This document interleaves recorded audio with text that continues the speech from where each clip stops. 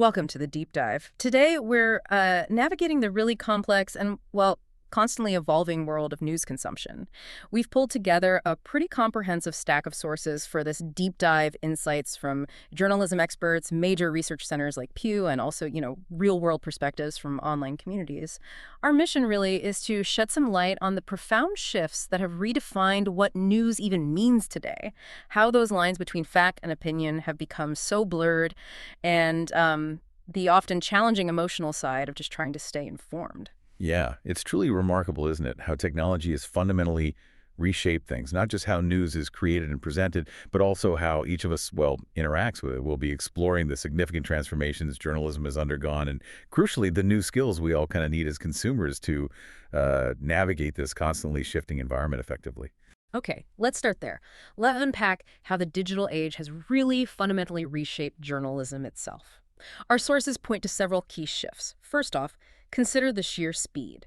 News is now, well, instantly accessible. Allison Hill from Writer's Digest points out that something that once took days, maybe even a week to print, now it can be produced and shared within minutes. And this immediacy, it's conditioned online readers to expect, up-to-the-minute news coverage. Right. And this speed, it raises a really important question, doesn't it? While it offers accessibility, what are the trade-offs? Yeah. Hill notes that in this mad race to grab the attention of the world's eyeballs, that critical step, having a critical and experienced eye before publication, well, it's often rushed or even skipped, which leads to errors, inaccuracies. And what's more, funding for those long-term investigative pieces has also been slashed. So you end up with a significant dearth of in-depth coverage. It's kind of the paradox of immediacy. We get info faster, but we, the consumers, bear more of the burden of figuring out if it's actually accurate. Yeah, that makes sense. And beyond just the speed, news is now inherently multimedia. It's not just text anymore, is it? Our sources talk about a combination of text, photos, video, and graphics, making content, well, easily consumed and digestible for a new generation. Exactly. And if you connect that to the bigger picture, this shift has also, in effect, democratized journalistic processes. We've seen this rise of citizen journalists, anyone with a smartphone, a laptop, internet access, they can try their hand at journalism on countless forums and platforms, which means the traditional gatekeepers of journalism no longer completely control the dissemination of news. And while there's maybe a positive side to that democratization, our sources also highlight a pretty significant downside. Local journalism has suffered a lot. The New York Times, for instance, reports that 2,500 newspapers have closed since 2005, and the number of newspaper journalists, it fell by almost half between 2008 and 2020. It's a huge loss for regional journalism. It really is. And this raises a critical point about, well, community connection. Local stories are arguably the most important for our everyday lives, right? And their accuracy, their unbiased perspective, often relies on reporting by residents who know and understand their area. So while, yes, new opportunities are emerging, especially for freelancers with all these online publications sprouting all over the internet, the question is, can these new avenues really replace that in-depth, community-focused reporting that we've lost so much of? That's a big question. So, given all these transformations, how do we, the audience, actually define news today? A really comprehensive Pew Research Center study, they used online discussion boards, surveys, journalist interviews. It reveals that defining news has become a personal and personalized experience. And this is a fundamental shift from how things used to be. Traditionally, journalists, well, they defined news and determined what was newsworthy. But now, as Ben Smith from Semaphore is quoted saying, the institutions have lost the power they had to control what people saw and watched. That power has largely shifted from media gatekeepers to the general public. It's quite a change. It really is. Yet, interestingly, despite this personalization, there seems to be broad agreement on certain core attributes. Most people agree that for information to be considered news, it has to be factual, up-to-date, and important to society. Like 85% of survey respondents cited factual and 78% up-to-date as major factors. Which presents a really interesting dynamic. Because while those societally important topics, hard news like politics, international conflicts, the war in Gaza was mentioned, local crime, those are consistently seen as news. But our sources also highlight this personal importance aspect too. Information that just interests an individual or is relevant to their personal lives. That can also be considered news by them, even if it's what you'd call soft news, like a local traffic update somebody shared in a community group. The definition really does expand right down to the individual level. And, just as importantly, our sources clearly outline what isn't considered news, opinion or commentary, explicitly not news.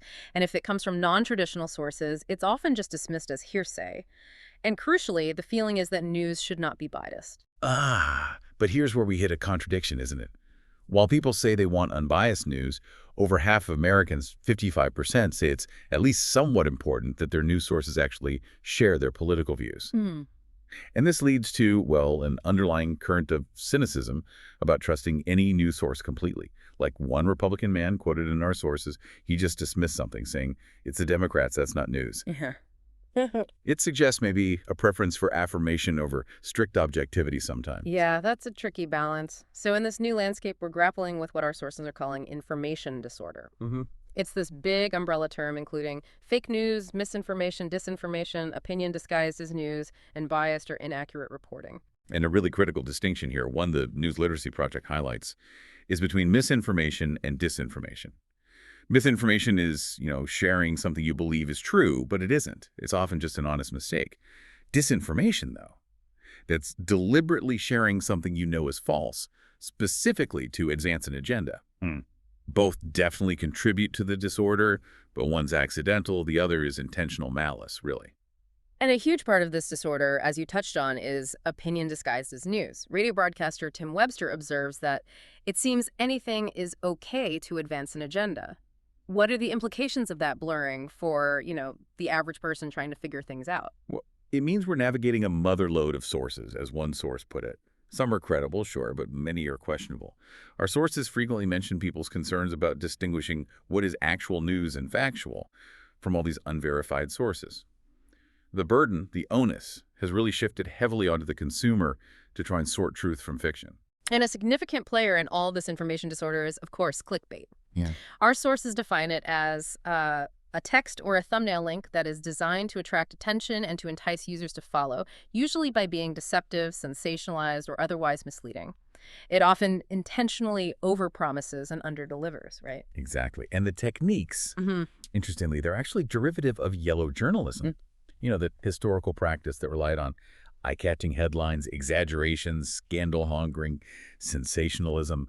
The main goal of clickbait today is just to drive page views and boost advertising revenue, even for really emotional subjects with stark headlines. And the challenge, as research shows, is profound. Falsehood diffused significantly farther, faster, deeper, and more broadly than the truth in all categories of information. False stuff just spreads better. That's worrying. On a slightly more positive note, though, we are seeing some countermeasures, aren't we? Facebook, for example, has apparently taken steps to reduce clickbait, using cues like the time spent by the user on visiting the linked page to try and distinguish real content from, junk.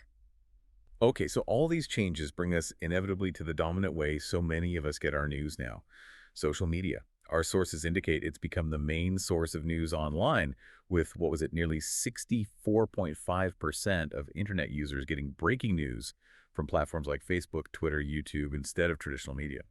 Yeah, and what's particularly striking, I think, is that getting news isn't even the main reason people visit these sites. But they almost universally come across news-related content there anyway, so it forces people to make these really quick snap judgments while they're just scrolling about whether something is news or not, often without even actively looking for news. So how do they make those judgments? Our sources identify some key cues people use. They look for established and recognizable news brands, especially those verified accounts with the clear logos. That makes sense. They also seem to trust individuals or maybe community-based groups who frequently post relevant, reliable information.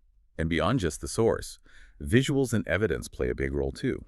Content that has images or videos or documented evidence, maybe eyewitness footage, that tends to feel more news-like, more trustworthy. Although there's a new layer of complexity emerging here as well. Our sources note rising concerns about AI making it harder for them to trust what they see. That's a whole new challenge in visual verification. Absolutely. And underlying so much of this social media news consumption is the pervasive role of algorithms. Technology has made news consumption very personalized, hasn't it? With content being curated by algorithms based on user interests and interactions.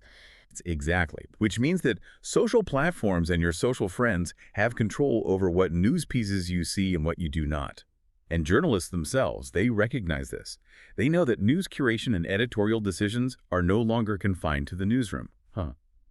Sometimes it feels like virality nowadays drives news decisions more than, say, journalists' experience or ideas of what might be societally important. Oh, wow. So the traditional gatekeepers, they've been supplemented, maybe even supplanted sometimes by this algorithmic influence. So with all these dynamics swirling around the speed, the personalization, the algorithms, the questionable sources, how does consuming news actually make us feel?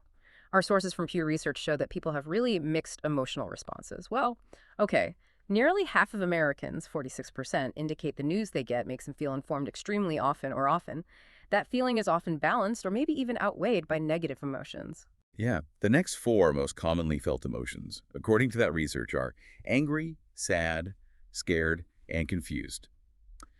And these feelings, they often stem from the common topics being covered, like politics, crime, and war, or maybe just from feeling overwhelmed by either the quantity or content of news, particularly online.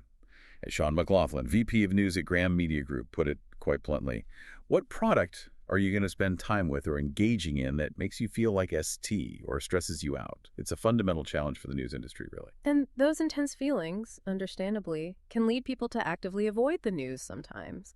Our sources show people feel a strong need to stay informed, but at the same time, they report feeling disgusted and depressed by what they're reading. It's a real conflict. And these negative emotions, they're often inextricably tied to a general distrust of news or the news media broadly, or to perceptions of political bias. For some people, their own political leanings directly trigger negative reactions to news about opposing political figures, which just further entrenches these emotional responses to information. So ultimately, what do people actually want from the news? It seems quite complicated. They say they want just the facts, right? No opinions, no commentary. They also express a desire for more positive stories. One participant even wished for an option for only positive news stories. And finally, there's a clear demand for transparency, both from the news institutions themselves and from individual journalists.